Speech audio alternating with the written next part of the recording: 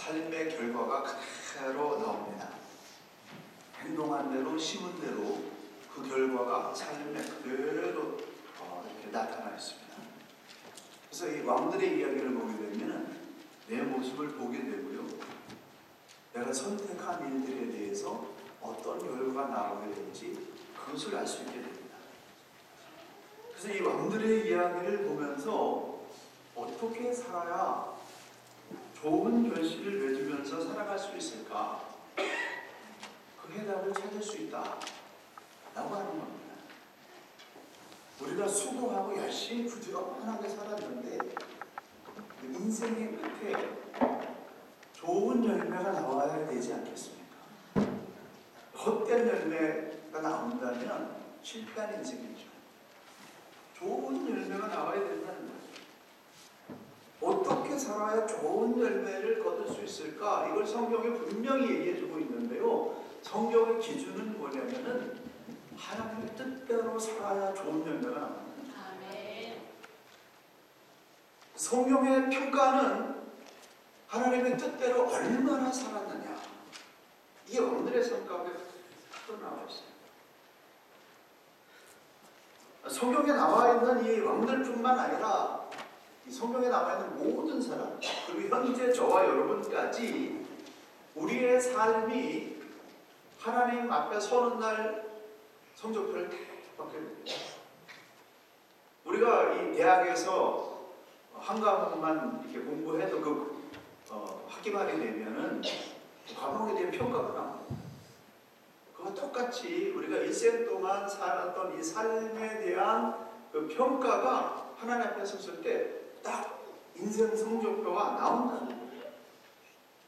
근데 그 인생 성적표를 매길 때에 성경의 기준이 분명한 게 있는데, 그것은 뭐냐면 얼마나 하나님의 뜻대로 살았는가,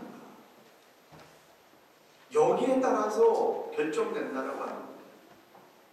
그래서 저와 여러분이 인생의 좋은 성적표, 좋은 결과를 얻으려면은 당연히 하나님의 뜻대로 사는 삶을 살아야 된다는 거예요. 아무리 열심히 살아도 하나님의 뜻에 벗어나 있는 열심과 결과라고 한다면 하나님 보실 때는 그거는 아무것도 아니라고 하는 것입니다. 그래서 하나님의 뜻에 맞는 삶을 살아야 된다. 이 왕들이 우리에게 보여주는 메시지예요. 그리고 예수님께서 마태복음 7장과 12장에 보게 되면은 예수님께서 이렇게 말씀하셨습니다. 나더러 주여 주여 하는 자마다 천국에 다 들어갈 것이 아니요 다만 하늘에 계신 내 아버지의 뜻대로 행하는 자라야 들어가리라. 누구든지 하늘에 계신 내 아버지의 뜻대로 하는 자가 내 형제요 자매요 모친입니다 라고 말씀하셨습니다. 그래서 하나님의 뜻대로 사는 것이 믿는 사람들의 생명선이요 축복의 열쇠예요.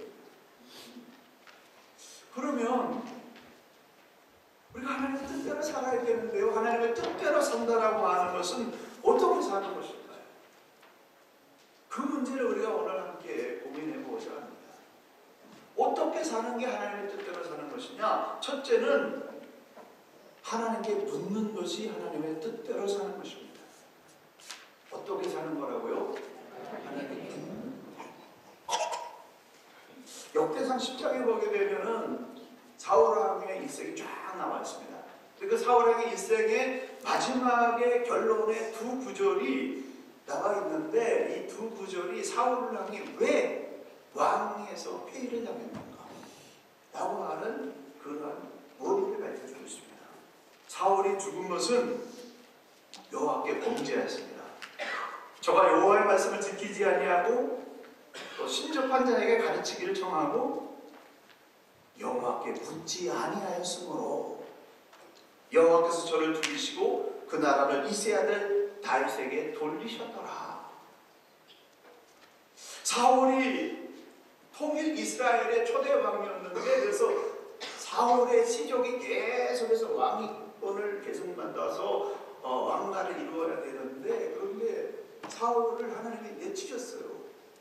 왜 그랬느냐? 하나님을 버렸기 때문에, 하나님의 말씀을 지키지 않았기 때문에. 것이 아니라 귀신의 가르침을 받았기 때문에, 그리고 마지막 결정적인 이유가 여호와께 묻지 않았기 때문이라고 성경은 말씀하고 있습니다. 묻지 않는다라고 하는 건 신뢰하지 않는다는 거예요. 하나님을 믿을 만한 존재라고 여기지 않기 때문에 하나님께 도움을 구하지 않는 겁니다. 묻지 않는 거예요. 무시하고 경멸했기 때문에 하나님께 묻는 대신에 귀신에게 가서 물었다라고 하는 것입니다. 하나님을 믿지 않았기 때문에 중요한 순간에 하나님 앞에 엎드려서 하나님 이걸 어떻게 해야 될까요? 어떻게 사는 것이 선한 결정일까요? 라고 묻는 것이 아니라 무당에게 물었다는 거예요. 그래서 자신뿐만 아니라 자녀들까지 왕으로서 살 수 있는 자격을 박탈당했습니다. 하나님께서 세우신 하나님의 왕국에서 하나님을 무시하고 하나님께 묻지 않고 신접한 자에게 물었던 그 죄가 결정적인 죄였다는 것입니다. 이렇게 하나님께 묻지 않는 것, 하나님의 뜻을 찾지 않는 것, 이것이 왕에서 버림받을 정도의 무서운 불신앙의 죄라는 것입니다. 여러분, 저와 여러분 인생, 하나님을 믿는다고 그렇게 사는 저와 여러분 인생의 중요한 갈림길 때마다 누구에게 묻느냐? 이거 우리 미래를 좌우하는, 영혼을 좌우하는 중요한 문제라는 사실입니다. 그러나 다윗은 달랐습니다. 다윗은 하나님께 항상 물었어요. 역대상 14장에 보게 되면은 사울이 그래서 회의를 당하고 다윗 왕이 올랐습니다. 왕이 오르자마자 블레셋 사람들이 다윗을 제거하기 위해서 군대를 다 이끌고 예루살렘 근처 르반 골짜기까지 쳐들어왔습니다. 그래서 예루살렘을 곧 쳐들어오는 그런 전쟁이 화폐 있는 사느냐 죽느냐라고 하는 이 전쟁을 해야 되는 이 직전에 다윗이 취한 첫 번째 행동은 역대상 14장 10절, 다윗이 하나님께 물었으되, 다윗이 하나님께서 물어 이르되 내가 블레셋 사람을 치러 올라가리이까, 하나님께 묻는 일부터 했다라고 합니다. 적군이 막 쳐들어와가지고 곧 이 예루살렘을 점령하는 그런 직전에 있습니다. 그때 다윗은 하나님께 물으면서, 하나님, 문을 열고 나가서 맞서 싸워야 됩니까? 아니면 지켜야 됩니까? 하나님께 물었다라고 하는 것입니다. 그래서 여호와께서 그에게 이르시되 올라가라, 내가 그들을 내 손에 넘기리라 라는 응답을 주셨어요. 다윗이 적군이 쳐들어왔을 때 가장 첫 번째 한 게 뭐라고요? 하나님께 물었다는 거예요. 여러분, 우리 인생이 가장 시급한 문제가 왔을 때 그때 그 도움을 누구에게 요청합니까? 블레셋이 예루살렘 팝까지 쳐들어와서 방어전을 해야 되는지 맞서 싸워야 되는지 결정을 내려야 하는 중요한 순간에 다윗은 하나님께 물었습니다. 하나님께서 문을 열고 올라가서 맞서 싸워라 라고 하시는 말씀 그대로 신경에서 문을 열고 나가서 싸웠더니 블레셋과의 전쟁에서 대승을 거두었습니다. 그래서 다윗이 그들을 물리친 그 장소의 이름을 무너뜨리시는 주님이라는 뜻의 바알브라심이라고 그 지역을 명명했습니다. 블레셋은 얼마나 급하게 도망갔는지, 그들이 섬기는 그 우상들까지 다 버리고 도망갔기 때문에 다윗은 그 우상을 다 불에 태워 버렸습니다. 얼마 뒤에 다시 블레셋이 쳐들어왔습니다. 그때 다윗이 취한 첫 번째 또 행동은 무엇이었을까요? 역대상 14장 14절, 다윗이 또 여호와께 묻자온대. 다윗은 이번에도 하나님께 물었습니다. 그래서 하나님께서 이번에는 블레셋 족속을 정면으로 공격하지 말고 뒤로 돌아가서 사시나무 숲에 숨어 있다가 기습을 했다. 사시나무 숲에 숨었다가 기습을 하는데 사시나무 숲 위에서 무슨 발자국 소리가 나거든 공격을 개시해라. 그 소리는 사시나무 숲을 밟고 불에서 진용으로 쳐들어서 나가는 나의 발자국이다라고 주님이 말씀하고 계십니다. 너보다 먼저 그들을 공격하는 신호인 줄 알고 그때 나가서 싸워라. 다윗은 하나님께서 하신 말씀 그대로 실천을 했습니다. 그랬더니 당연히 대승을 거두게 됐고 기브온에서 게셀까지 쫓아가면서 무찔렀고 그 일로 인해서 다윗의 명성이 주변의 모든 나라들에게 퍼져가지고 다윗을 두려워하기 시작했습니다. 하나님께 묶어나가게 되면 그 싸움은 나의 싸움이 아니라 하나님의 전쟁이 되는 것입니다. 누가 어떤 사람이 하나님과 싸워서 이길 수 있겠습니까? 그래서 다윗은 항상 하나님께 묻고 어떤 일을 결정했다라고 하는 것입니다. 하나님께 묻는 거, 이것이 순종의 첫걸음입니다. 하나님께 물어야만 하나님의 뜻이 무엇인지 알 수가 있잖아요. 그러므로 하나님의 뜻대로 살기 원하는 사람은 하나님께 묻는 습관, 기도하는 습관에 길러져서 죽느냐 사느냐라고 하는 그런 심각한 상황 가운데서도 내 뜻대로 내 마음대로 결정하는 것이 아니라 하나님의 뜻을 받아서 인생을 결정하면서 나아갈 수 있는 믿음의 승리자들이 되시길 간절히 축원합니다. 아멘.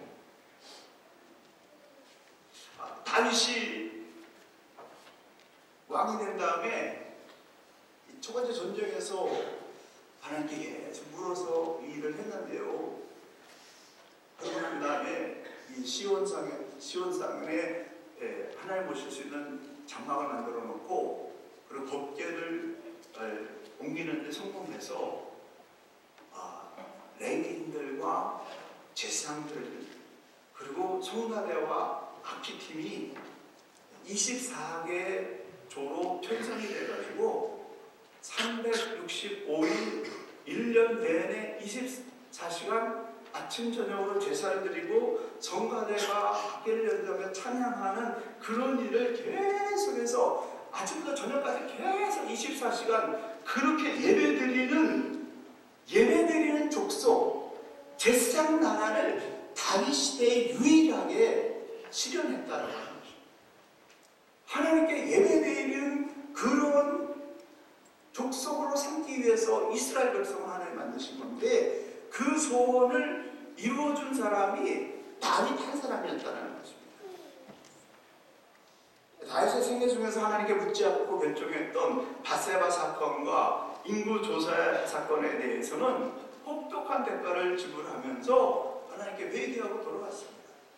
그리고 그 사건 이외에는 모든 일들을 하나님께 묻고 결정했고 하나님이 말씀하신 대로 나아가게 될 때 백전백승했다라는 사실입니다. 하나님께 묻고 결정하면 실수가 줄어들고 인생의 시행착오를 줄일 수 있고 좋은 결실을 얻을 수가 있습니다. 그러므로 하나님께 묻는 습관, 기도하는 습관을 켜서 본능적으로 기도하고 결정하는 하나님의 뜻을 이루어가는 저와 여러분 되시길 간절히 축원합니다. 기도하세요. 정말 기도하세요.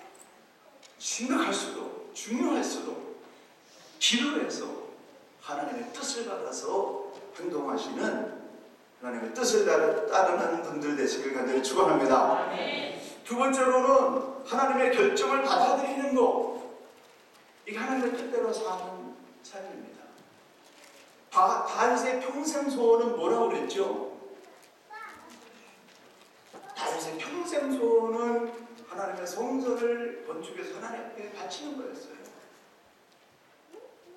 하지만 하나님께서 다윗의 소원을 기뻐하시고서 다윗을 영원히 유다 족속에 끊어지지 않는 이 왕가로 만들어 주시겠다. 후손들이 유다의 왕으로 계속 이어주시겠다라고 하는 축복을 해주셨지만은 하나님의 성전만은 다윗이 전쟁에서 너무 많은 피를 흘렸기 때문에 다윗의 손으로는 성전을 건축할 수 없고 그 아들 떼에서 성전을 건축하게 해주겠다고 말씀하셨어요. 하나님이 딱 결정하신 거예요. 너는 성전을 건축할 수 없고 네 아들이 건축하게 해주겠다. 평생 소원의 성전 건축이었는데 다윗이 얼마나 많은 피를 흘렸는지 역대상 18장의 기록을 계수해 봤습니다. 브레셋과의 전쟁에서 포로로 잡은 사람만 기마병이 7,000명이고 보병이 2만 명입니다. 포로로 잡은 사람만 그랬으니까 죽인 사람은 더 엄청나게 많은 거죠. 아람군인 죽인 사람만 2만 2천 명, 에돔군인 죽인 숫자만 1만 8천 명, 아람 연합군 전차 7,000대를 부수고 4만 명의 보병을 죽였습니다. 죽였다라는 직접적인 표현 안에 들어간 사람만 8만 명이 넘어요. 간접적으로 추정된 인원까지 합친다고 한다면 10만 명 이상이 다윗과의 전쟁에서 죽임을 당했어요. 너무 많이 죽였습니다. 그래서 그 손으로 성전을 지어 바칠 수 없었습니다. 제사장 나라를 만들겠다라고 하는 이 다윗의 뜻은 거룩했는데, 야릇했는데 하나님이 임재하시는 성전을 건축하기에는 너무 많은 피를 흘렸어요. 그래서 거절했습니다. 하나님께서 너 땡큐, 네 손으로는 안 되겠어 라고 거절했을 때 다윗은 서성했지만 하나님으로 그 결정을 받아들이고 솔로몬이 건축할 수 있도록 성전터를 쫙 닦아주었고 건축 재료를 한 준비했고 기술자를 다 준비시켜 놓고 차고 넘치도록 수백억 달러의 금과 은과 제조를 준비해서 성전을 건축할 수 있도록 준비시켜 줬다는 거죠. 하나님의 뜻에 내 생각과 내 감정을 맞추는 것, 이게 신앙입니다. 내 소원과 내 뜻에 하나님의 뜻을 맞추는 것이 아니라 하나님의 뜻에 내 생각과 내 소원을 맞추는 것, 이게 하나님의 뜻대로 사는 것이다 라고 하는 겁니다. 신앙생활 쭉 하면서 보니까요, 내가 원하는 대로 안 되는 건 너무나 많습니다. 하나님, 내 이거 좀 해주세요. 하나님, 돈 땡큐. 그거 말고 다른 거 해 라고 말씀하실 때도 있어요. 그래서 쓰긴 쓰지만 하나님의 결정을 따라가게 되면은 하나님 결정하신 그 뒤에 열매는 내가 원했던 것보다 훨씬 더 풍성한 좋은 결실들이 나오고 있는 것을 보게 됩니다. 솔로몬 왕이 40년 동안 통치를 했는데 20년 동안은 하나님의 뜻에 순복하는 삶을 살았기 때문에 어마어마한 번영을 누렸습니다. 근데 번영의 극점에 도달했을 때 자기가 생각하는 대로, 자기가 꿈꾸는 대로 모든 것이 다 이루어지고 났더니 그때부터 하나님께 묻지 않았어요. 지 맘대로 살았습니다. 온갖 쾌락을 다 즐겼습니다. 그래서 무너져서 그의 아들 르호보암 시대에 나라가 두 개로 갈라지는 그런 결과가 나왔습니다. 솔로몬의 아들 르호보암이 솔로몬을 이어가지고 이 통일 이스라엘의 4대 왕이 될 수 있었는데, 나라가 갈라지지 않을 수 있었는데 그것을 해내지를 못했어요. 봉합을 시키지 못했어요. 르호보암은 왕이 되자마자 이 북지파의 사람들의 그 동향이 아무래도 미심쩍었기 때문에 옛 지파의 동맹 중심지였던 북이스라엘에 세겜으로 왔습니다. 그래서 그 세겜에 가서 북이스라엘의 모든 지파들 다 모아놓고 함께 이제 새로운 나라를 만들고, 그리고 북지파 사람들도 르호보암을 왕으로 추대하려고 딱 했는데, 근데 이 르호보암의 왕위 계승을 반대하고 있던 여로보암이라고 하는 사람이 있었는데, 이 여로보암이 애굽에서 망명하고 있다가 그 소식을 듣고 급하게 올라가서 이 10지파에 등을 업고 르호보암에게 이렇게 말했습니다. 우리는 선왕께서 지어주신 무거운 세금과 거센 부역으로 시달려 왔으니 르호보암, 예수님께서는 우리의 짐을 가볍게 덜어주십시오. 그러면 우리가 왕으로 섬기겠습니다. 그 얘기 들었을 때 저 같으면 예수 그렇게 하겠습니다. 제금 낮춰주고 부역을 좀 노동을 좀 가르치겠습니다. 라고 했을 거예요. 근데 3일 동안 말미를 달라고 그래서 이 르호보암은 3일 동안 나이 많은 원로들과 그리고 젊은 자기와 함께 성장했던 젊은 참모진들과 상의했습니다. 나이 많이 든 이 원로들은 그들의 말을 들어주십시오. 그러면 저들이 순복할 겁니다. 젊은 참모들은 뭐라고 얘기했냐면은 나의 아버지는 가죽 채찍으로 여러분을 몰았으나 나는 정말 채찍으로 몰 것입니다. 라고 위압을 하고 더 강하게 나가야 된다고. 그렇게 조언을 했더니 이 르호보암이 젊은 사람들의 얘기를 따라서 더 강한 쪽으로 난 더 많은 세금, 더 많은 그런 노동력을 착취할 거라고 그렇게 말하니까 멸치바가 결집을 해서 북이스라엘을 만들어내 나라가 갈라지게 되었습니다. 그런데요, 이 정점에서 르호보암이 실수한 부분은 이 장로들의 말을 듣지 않고 젊은이들의 조언을 들었기 때문에 그런 것이니까 혈탕복이 아니라는 거예요. 근본적인 원인은 하나님께 묻지 않았기 때문이라고 합니다. 하나님께 물었다고 한다면 이 원로들이 조언했던 것보다 더 좋은 지혜로운 그런 대안 하나님께서 주셔서 나라가 갈라지지 않을 수 있는 지혜로운 통치력을 발휘해 주셨습니다. 그런데 르호보암은 사람들에게는 물었지만 하나님께 묻지 않았다라고 하는 거예요. 하나님께 묻지 않고 결정했기 때문에 이 중요한 이 역사적인 이 정점에서 하나님의 뜻을 따르지 않았기 때문에 나라가 갈라져 버렸습니다. 르호보암이 억울했어요. 그래서 예루살렘으로 돌아와가지고 유다 지파와 베냐민 지파 다 모아가지고 18만 명의 군대를 동원해가지고 북이스라엘로 진격해서 통치권을 회수하려고 그렇게 했습니다. 그때 하나님께서 예언자 스마야를 통해서 르호보암에게 이렇게 말했습니다. 너희는 동족을 치러 올라가지 말고 각자 집으로 돌아가라. 이 일은 이렇게 되도록 모두 내가 계획해 놓았던 일이다 라고 예언자를 통해서 르호보암한테 얘기했더니 르호보암이 그 하나님의 결정에 대해서 아멘 하고 받아들이고요, 군사를 다 고향으로 돌려보내게 한 다음에 그는 예루살렘에 남아서 예루살렘에 전 힘을 다해서 제사장들과 레위 사람들을 모아놓고 하나님을 예비하는 그러한 일을 전념했다는 사실이에요. 그렇게 했더니요, 어떤 일이 일어나냐면 북이스라엘의 여로보암이 북이스라엘을 세워놓고 황금송아지를 세워놓고 이게 하나님이라고 섬기라고 하고 제사만 자기 마음대로 뽑아서 제사 지내게 하니까 이건 아니다, 이건 하나님을 섬기는 게 아니다라고 북이스라엘의 레위인들과 백성들이 그것을 깨달은 사람이 다 르호보암의 품으로 다 내려왔다라고 하는 사실입니다. 르호보암이 하나님 말씀대로 사는 일에 전념했더니 그의 통치권이 보장되었고 세력이 막 강해졌습니다. 그래서 이 르호보암이 정말 하나님의 결정대로 순복할 때 이런 역사가 일어난 걸 경험했어요. 그럼 계속 그렇게 갔어야 되는데 막 강해지고 백성들이 존경해주고 막 높여지니까 정점에 섰을 때도 하나님 버렸어요. 하나님 버리니까 백성들도 그 모습을 보면서 르호보암 왕도 버리는데 우리도 하나님 버리죠. 그래서 하나님 백성들을 버렸어요. 여러분, 이 성경에 보게 되면 왕이 하나님을 버리고 백성들이 하나님을 버리게 되면 그러면 결과는 뻔한 겁니다. 종국적인 위기가 오는 겁니다.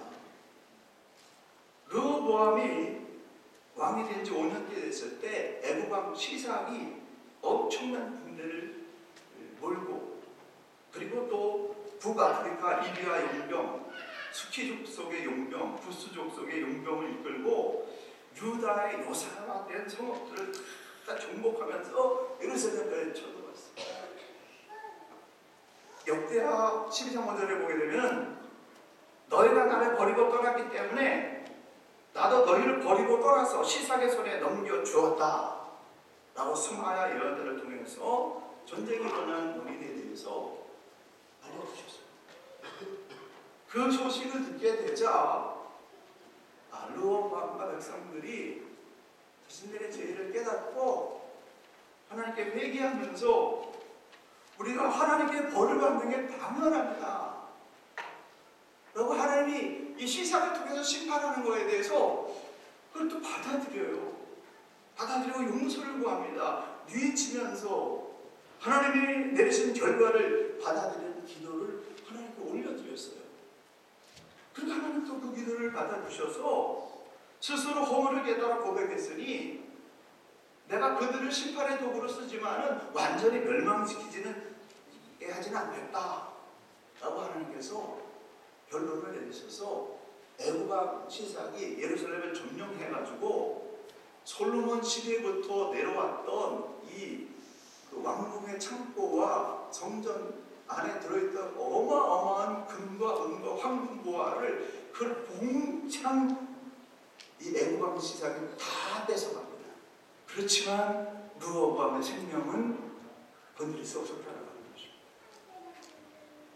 르호보암이 완전히 멸망을 당하지 않는 이유는 두 가지. 역대하 12장 12절에 이렇게 말씀하고 있습니다. 르호보암이 자신의 죄를 깨달은 것. 유다 백성에게 아직도 여호와께 충성된 참된 이스라엘 백성들이 많이 있었기 때문에 완전 멸망은 하나님이 지키지 않으셨다라고 말씀하고 있습니다.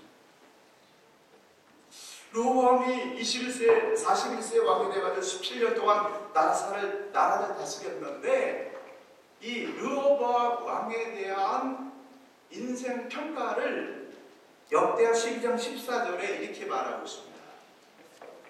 르호보암은 마음이 여호와께만 있지 않았으므로 자주 악한 일을 저질렀다.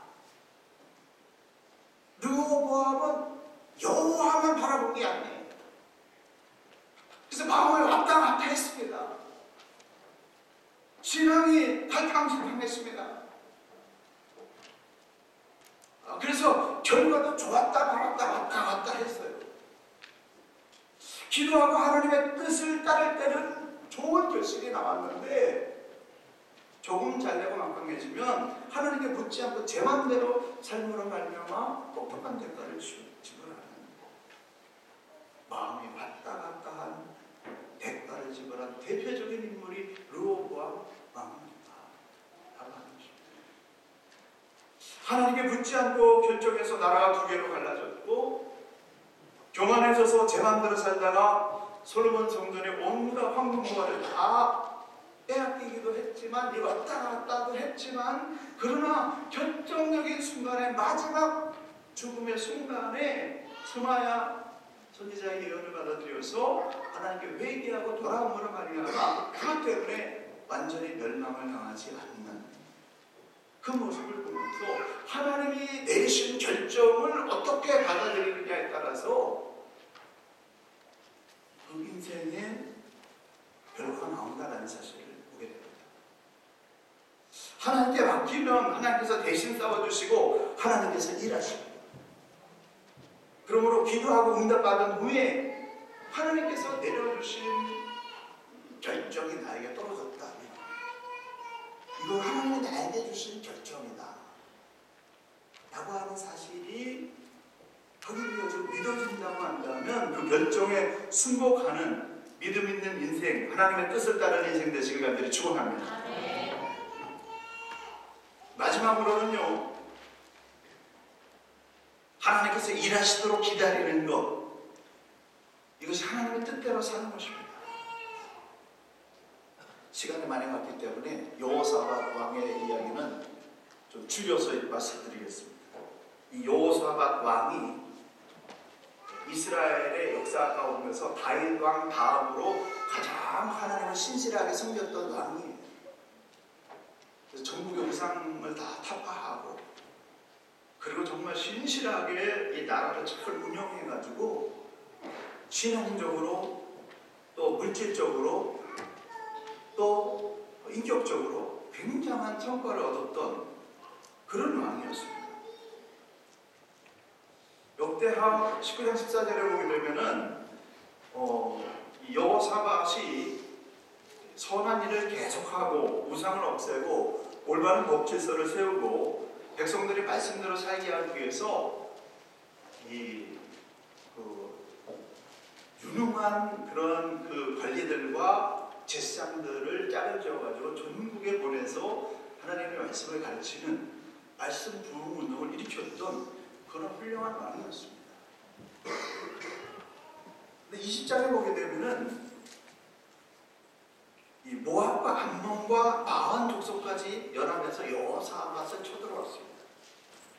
여호사밧 몹시 돌려서 모든 것을 하나님께 맡기기로 결심하고, 그러고 나서 여호사밧이 선택한 것은 뭐냐면 이 전쟁의 위기를 극복할 수 있는 길은 온 국민이 금식하면서 하나님께 매달리는 일밖에 없다 라는 결정을 내려서 예루살렘 성전으로 백성들이 몰려들게 되고, 그리고 전국에 금식을 선포해서 이스라엘 백성들 전체가 하나님 앞에 기도하기 시작했습니다.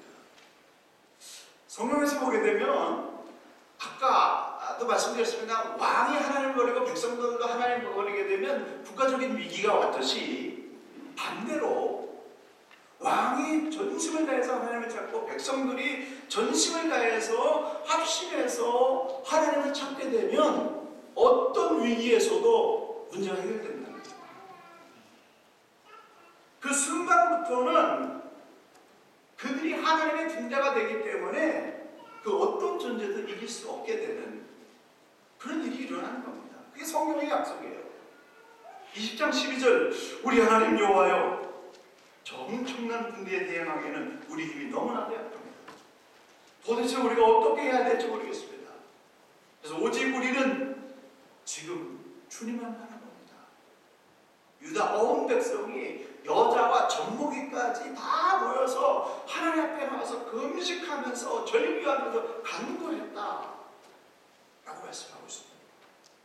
왕부터 젖먹는 어린이까지 전심으로 하나님께 도움을 간구했다. 그랬더니 하나님의 영이 군중 속에 있는 이 레위 사람 야시엘에게 임해서 그가 하나님을 대신해서 이렇게 선포합니다. 너희는 두려워 마라. 저 대군을 보고 겁내지 말라. 이 전쟁은 너희가 싸우는 것이 아니라 내가 싸우는 것이다. 너희는 내일 골짜기로 내려가서 정면으로 그들을 향하여 돌진하라. 그들과 마주칠 것이다. 그러나 너희가 직접 싸울 필요는 없다. 너희는 그저 가만히 서서 나 여호와가 너희를 위하여 대신 싸우고 승리하는 것을 똑똑히 보기만 해.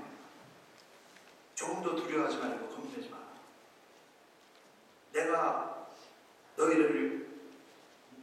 내일 너희는 그들 향하여 출전하기만 하면 나 여호와가 너와 함께하며 대신 싸우리라 라고 그렇게 말씀하셨습니다. 그래서 이스라엘 백성들이 또 아멘, 하나님 그렇게 해주실 줄 믿습니다 라고 하고 군대를 모집해가지고 나가는데요. 그 다음날 나가는데 정말 믿음으로 맨 앞에 성가대 예복을 입히고 그리고 출전하기 시작했어요. 촉감을 딱 뛰면서 성가대가 찬양을 딱 하기 시작하는 순간 누가 찬양했다고요? 성가대 주가 성가대가 찬양을 딱 부르면 이스라엘 전체가 이 적지를 향해서 그냥 나가는 순간에 어떤 일이 일어나게 된다면은 적군들이 갑자기 혼란에 빠져가지고 서로가 서로를 죽이는 그런 일이 일어났습니다. 암몬과 모압 군대가 진격을 하는데 세이살에서 그들을 돕기 위해서 왔던 이 군대를 적군으로 알고 그들을 쳐서 죽였어요. 그런 다음에 이 암몬과 모압이 서로 죽이는, 자기들끼리 서로 죽어 죽이는 합의기만이 일어나는 거예요. 유다 군대가 진격해서 내려다 보이는 이 산마루에 이르러서 이렇게 보니까 살아있는 사람이 한 사람도 없었고, 적군이 남기고 간 군수품과 가축과 귀중품과 의류와 귀중한 이 기구들 등등 이 전리품을 수거하는 데만 3일이 걸리는 그런 역사를 이루었습니다. 그 후로는 어떤 세력도 유다의 국경을 넘지 못했다라고 성경이 말하고 있습니다. 하나님께 묻고 응답받고 하나님께서 결정하신 대로 믿음으로 나갔더니 하나님께서 대신 싸워주셔서 전리품을 3일 동안 수고하는 그런 역사가 일어났습니다. 사랑하는 성도 여러분, 하나님께 기도하면서 물으면 하나님이 알려주세요. 기도하고 응답받은 사람은 하나님의 결정대로 따라가면 됩니다. 하나님의 결정을 따라가는 사람은 하나님께서 일하시는 것을 볼 수 있게 된다는 겁니다. 그래서 기다리는 저력이 필요해요. 응답받았으면 하나님의 역사하실 때까지 입을 잡고 기다리는 믿음의 저력, 그것이 바로 하나님의 뜻을 따라 살아가는 사람의 모습입니다. 이 위대한 삶의 역사가 저와 여러분의 삶 가운데서 이루어지게 되기를 예수님의 이름으로 간절히 축원합니다. 기도하시겠습니다.